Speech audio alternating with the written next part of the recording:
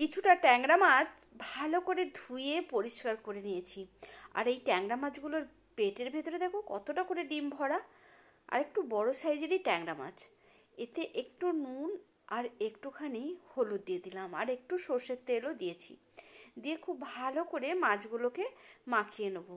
নিয়ে ওই 5 মিনিটের মতো রেখে দেবো, যাতে ভালো করে হলুদটা মাখানো হয়ে যায়। এবার একটা কড়াই বসিয়ে নিয়েছি গ্যাসের মধ্যে। কড়াইয়ের মধ্যে বেশ কিছুটা সর্ষের তেল দিয়ে দিচ্ছি। সর্ষের তেলটা যখন ভালো মতো গরম হয়ে যাবে, তখন মাছগুলোকে এক এক করে দিয়ে দেবো ভাজার জন্য। মাছগুলো দিয়ে আমি কিন্তু একটা ঢাকা দিয়ে দিচ্ছি, কারণ এই ধরনের মাছ খুব ফাটে। এই ধরনের মাছ যখন ভাজি আমি, তখন আমি ঢাকা দিয়েই ভাজি। ঢাকাটা খুলে মাছগুলোকে উল্টে দিলাম।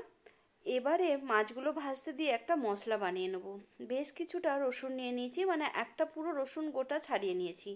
একটু আদা আর একটুখানি কালো জিরে দিয়ে দিলাম, আর একটা কাঁচা লঙ্কা। এর একটা পেস্ট বানিয়ে নেবো। আর একটা পেঁয়াজ কেটে নিচ্ছি। এই পেঁয়াজটারও কিন্তু পেস্ট বানিয়ে নেবো আলাদা করে। একটু বড় সাইজের পেঁয়াজ নিয়ে নিতে হবে। এটাকে একটু ছোট করে কেটে নিচ্ছি, তাহলে মিহি পেস্ট তৈরি হয়ে যাবে। আর একটু টমেটো কুচি নিয়েছি। ব্যাস, এই ছিল এই রান্নার জন্য মশলা।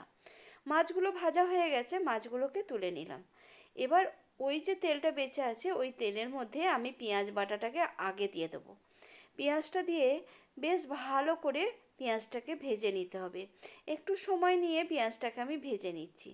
পেঁয়াজটা একটু যখনই ভাজা ভাজা হয়ে যাবে, তখন এর মধ্যে কিছু গুঁড়ো মশলা অ্যাড করব। ওই একটুখানি দিয়ে দিয়েছি হলুদ গুঁড়ো, একটু জিরে গুঁড়ো, আর একটু ধনে গুঁড়ো। আর দিয়ে দেবো একটুখানি লঙ্কার গুঁড়ো দিয়ে দিলাম। আর এবার একটু জল দিয়ে ভালো করে সব কিছুকে মিশিয়ে নেব, এবং একটু সময় নিয়ে আবারও সব মশলাটাকে ভেজে নেব। যখন মশলার কাঁচা গন্ধটা চলে যাবে, তখন আমি এর মধ্যে দিয়ে দিচ্ছি টমেটোকে। একটা নয়, আমি এখানে দুখানা টমেটোই ব্যবহার করেছি, দুটো টমেটো কেটে দিয়ে দিয়েছি। টমেটোটাকেও ভালো করে মশলার সাথে মিশিয়ে নিলাম।